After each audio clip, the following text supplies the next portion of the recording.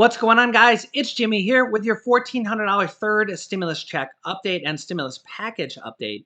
As the Democrats are basically fighting amongst themselves and also with Republicans on whether or not the $15 an hour minimum wage is going to be included in the third stimulus check bill. Well, actually, I should clarify that. It is going to be included in the third stimulus check bill, but they're fighting amongst themselves and with Republicans on if it's going to make it to the finish line and if the Senate Parliamentarian is going to allow it to be in the third stimulus check package. Also, I will have a video for you guys tonight at 11 p.m. Eastern time tonight, a bonus video, or 8 p.m. West Coast time tonight, so don't miss it. And watch to the end of this video to see a special guest appearance in this video. A lady named Elizabeth McDonough is called the Senate Parliamentarian. She is the lady who is going to pretty much solely decide whether or not the $15 an hour minimum wage can even be in the third stimulus check package bill. This is actually her right here. She's been the Senate Parliamentarian since 2012. And it looks like we're probably not going to get her decision today. It looks like her decision might be pushed off till later tonight or tomorrow on whether or not she decides whether the $15 an hour minimum wage can be included in the third stimulus check package bill. Now, what's interesting is the Democrats can technically overrule her with a simple majority vote of 51 votes, which we know they can do. They have 50 votes in the Senate, and then the tiebreaker vote goes to Kamala Harris, the Vice President of the United States. However, Senator Joe Manchin has said very clearly that he will not vote for anything that should not be in the third stimulus check package by law, basically saying that whatever the Senate Parliamentarian decides is the law and can or cannot be in this next package, he is going to vote with the Senate Parliamentarian. So if she says that the third stimulus check package cannot have the $15 an hour minimum wage, it's very clear that Senator Joe Manchin will not vote for it. Now, here's the thing. If the Senate Parliamentarian says the $15 an hour minimum wage cannot be in the bill because it does not fall under the budget reconciliation rules. Remember, they're not deciding whether they can pass this via a bill, because you can pretty much pass anything via bill. You could say, we're going to send a spaceship to Mars tomorrow, and you could pass it via a bill. But the reason is because of the special reconciliation process, which is actually called the budget reconciliation process. Everything that goes in this bill that is being passed through the reconciliation process has to affect the national budget. It's actually called the budget reconciliation process. So to pass it with the reconciliation process, which means you only need 51 votes, aka the Democrats can pass it by themselves without any Republican votes, well, it has to pass the reconciliation rules, which means it has to affect the budget. So the Democrats are basically pleading their case to the Senate Parliamentarian that yes, the $15 an hour minimum wage does affect the national budget, even though the government isn't the one that pays for the $15 an hour minimum wage. The businesses themselves pay for it. I guess maybe you could probably find some jobs that are government funded. You know, the government is paying for those jobs that are probably minimum wage. So maybe they could make that argument. But Senate Majority Leader Chuck Schumer moments ago gave his final words to why it should be included in the third stimulus check package. I thank my friend from Louisiana for his erudite remarks, and much of which, at least the last part I heard, I agree with. Even now, Mr. President, even as we continue to confirm President Biden's nominees here on the floor, the Senate Democratic majority is busy working on the American Rescue Plan. The country has just suffered from a once-in-a-century event that shuttered thousands of businesses, sapped more than 10 million jobs, and according to CBO, left a $17 trillion hole in our economy. As the distribution of the vaccine finally begins to accelerate under the Biden administration, there is certainly hope on the horizon. But we're a far way off from a full recovery. And it is our job to help millions of Americans, struggling Americans, through the next several months of difficulty and hasten the day when our country can finally return to normal. The American Rescue Plan is designed to do just that. Keep American families and businesses and schools and workers afloat until they can get back on their feet. And there's a broad consensus that our country needs more support to get through this crisis. Mayors and governors from both parties support the plan. The Republican governor of West Virginia told Congress, we need to go big. Economists from across the political spectrum say that our economy needs further support. The chair of the Federal Reserve, appointed by President Trump, just told us that, quote, the economic recovery remains uneven and far from complete, and the path ahead is highly uncertain. Chairman Powell, hardly a raving liberal, concluded there's a long way to go. And it has broad support in America.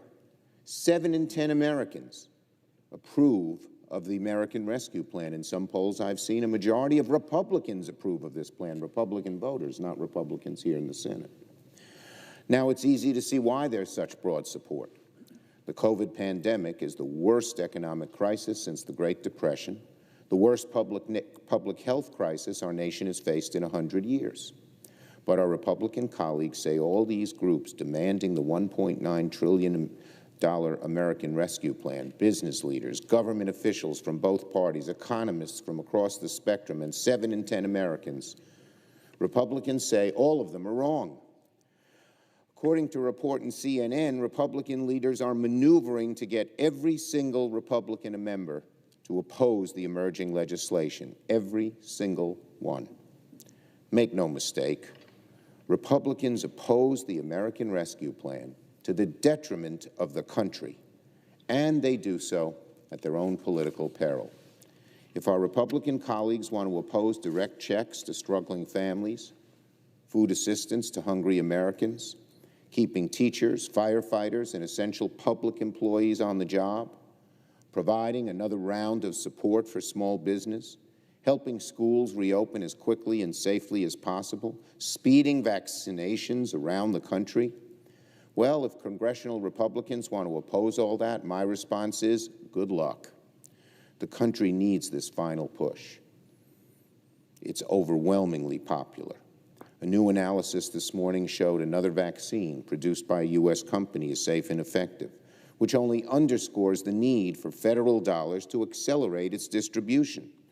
It will help millions of American families survive the ongoing crisis, recuperate from the economic hardship of the past year, and set our country on a firm path to recovery. That's why Senate Democrats have made it the first legislative item on our agenda. By stark contrast, the first action item taken by Republican Senate majority when they got the majority in 2017 was an attempt to repeal our nation's health care law and rip health coverage away from millions of Americans. Republicans followed it up with a giant tax cut disproportionately aimed at big corporations and the uber-rich. The Democratic Senate majority is going to start on a much different note. This week, the House, and soon thereafter the Senate, will start working on President Biden's American Rescue Plan to deliver desperately and urgently needed assistance to the American people. One final note on this topic, the minimum wage. As it has been reported widely, the Senate Parliamentarian is hearing arguments today on the $15 minimum wage policy included in the House version of the bill. According to the Congressional Budget Office, raising the federal minimum wage to $15 an hour has a significant budgetary impact, which should make it permissible under the Senate's reconciliation rules. And I want to thank all of the hardworking Senate staffers, on my staff, Senator Sanders' staff, and many others, in participating in these arguments today. Now, on another matter, everyone knows our country and our economy faces daunting challenges beyond COVID-19.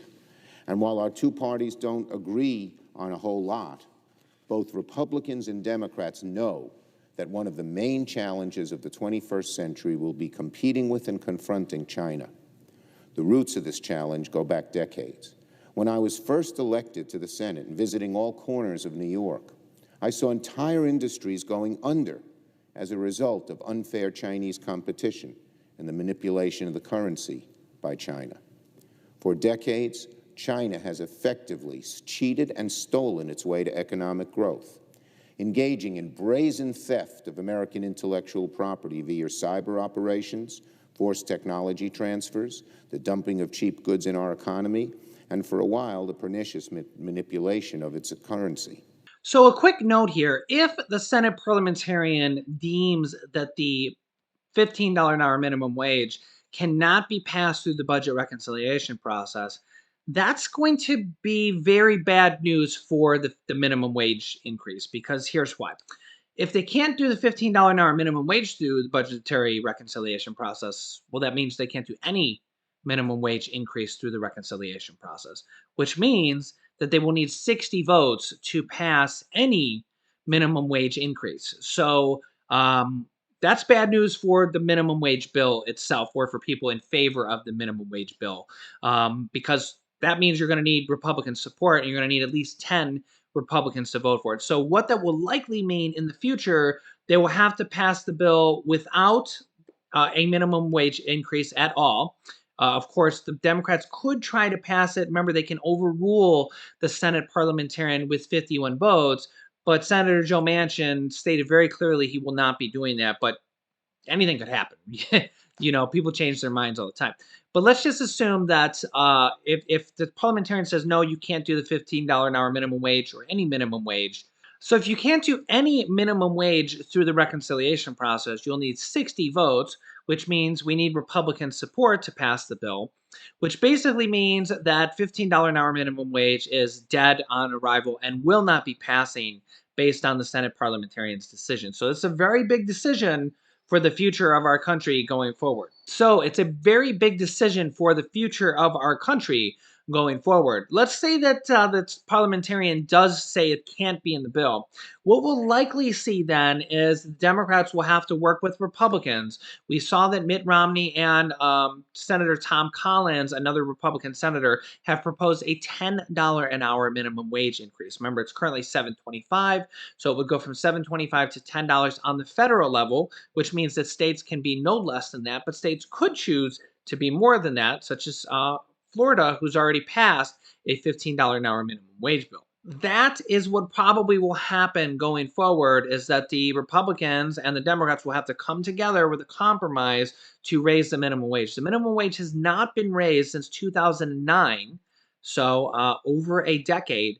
But a lot of people think that $15 an hour, going from $7.25 to $15 an hour, is too high. So $10 or $11, Senator Joe Manchin, Democratic senator, says he'd be willing to go to $11. The Republicans want $10. That's kind of a compromise position, and likely we'll end up probably seeing a compromise with Republicans as a standalone bill, or maybe possibly in the infrastructure bill going forward if they pass that with Republican support, including the $15 an hour minimum wage in there. Now, the U.S. House of Representatives is set to vote on the third stimulus check package bill in the House within the next 48 hours. They are apparently finishing up the final dots and details and paperwork that they need to do to vote on it, and they will be voting on this in the House of Representatives within the next 48 hours. Now, the House of Representatives is expected to pass the bill with the $15 an hour minimum wage in there. Although, if the Senate parliamentarian gets back to us with her decision before the House passes it, they might nix it. And if the parliamentarian says no, the $15 an hour minimum wage cannot be in the package, then they could nix that out of the package. That'll probably send a shockwave through the House and the Senate, because, well, things are going to have to change if they do that then. So the House is expected to pass the bill with the $15 an hour minimum wage if the parliamentarian doesn't get back to us, or if the parliamentarian does get back to us and says yes, that they can include that in the package. The House is expected to vote on that within the next 48 hours and then pass the bill on the House level, which it will then go to the Senate. Remember, there's all sorts of different buckets of money in this third stimulus check package. We have the $1,400 checks for adults, $1,400 checks for children, and $1,400 checks for adult dependents and college student dependents that are a dependent on somebody else's tax returns. I'm getting a lot of questions on that. The check is going to go to the adult who claims the dependent, whether they're an adult dependent or a child dependent. So, for example, if you have a 2-year-old son like we do, the check is going to go to the parents of the 2-year-old son. Obviously, the 2-year-old son does not get a check. Same thing with a 17-year-old, or if you're a college student that's a dependent or an adult dependent and you didn't get checks the last time around, they will be getting $1,400 checks this time around, but it's going to go to the adult that claims them as a dependent. So if you have a college student and they didn't get the first 2 checks, they're going to get $1,400 this time, but it's going to go to the adult who claims them. So whether the adult gives that money to the college student or to the children or to the adult dependent, well, that's kind of really up to the adult that is getting the money, because nobody's going to force them to give the money to the child or to the adult dependent or anything along those lines. So just like if you have 5 children, that money is going to go to the mom or dad that claims them. The IRS doesn't force you to give $1,400 to each child. If you have a 1-year-old, they don't force you to give $1,400 to a 1-year-old. Just like if you have a 10-year-old, they don't force you to give the $1,400 to the 10-year-old. Now, you can use the money on the 10-year-old, or you could use the money on food and rent and all the things that you need to do to provide for that child. But that is how it's going to go. It's going to go to the adult that claims them. There's also going to be, in addition to that, the child tax credit, which is going to be monthly stimulus checks, is going to be $3,000 for a total of 1 year for children over the age of 6 through 17. This is in addition to the $1,400. So you're looking at $1,400 plus the $3,000 child stimulus checks. Oh, you want to say hello? Yeah. Who do you want to say hi to? Yeah. I to Captain Hook. What? I to Captain Hook. Yeah, to Captain Hook. You want to say hi to Captain? Why do you always want to say hi to Captain Hook when you're here? Oh my! Look at your shirt. Yeah, we're changing that shirt. What is this? Is this peaches? Jello. It's what? And Jello too. Jello. I deal with I got the plums. The plums. Plums? You didn't have plums. And I have Who do you want to say hi to? the Captain Don Don. Captain Don Don. Who else do you want to say hi to? Can you here look right here at the camera and say hi, everybody? Go ahead. Go ahead. Say hi, everybody. Say bye, everybody. I say hi, everybody. You put the button. Yeah, that's not a button you can press. If you press that button, everybody goes bye-bye. All right, go run to mommy. Say bye-bye.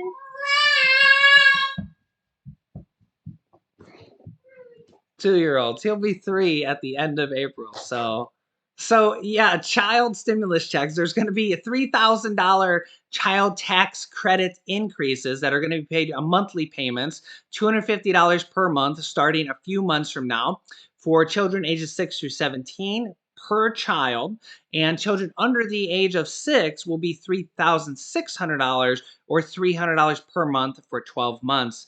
$3,600 plus the $1,400 child stimulus checks, which will be a total of $5,000. There's all sorts of things in this package. In addition to that, there's mortgage and rental assistance, utility assistance, property tax assistance. There's more money for SNAP, WIC, and EBT programs. There's money for schools, $400 per week unemployment extension update, which will go to the end of August and will be $400 per week, kicking in mid-March. Instead of $300 per week, it'll go up to $400 per week.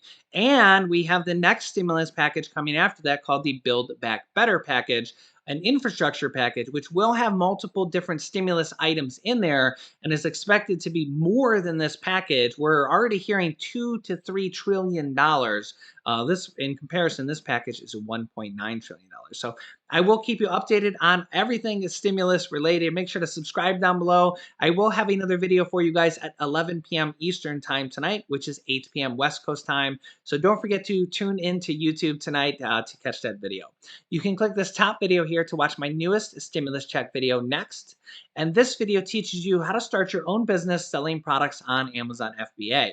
I have dozens of students that have replaced their 9-to-5 income selling products on Amazon, and I teach them how to do that. Click on one of those videos to watch them next. Thanks, guys, and I will see you in the next video.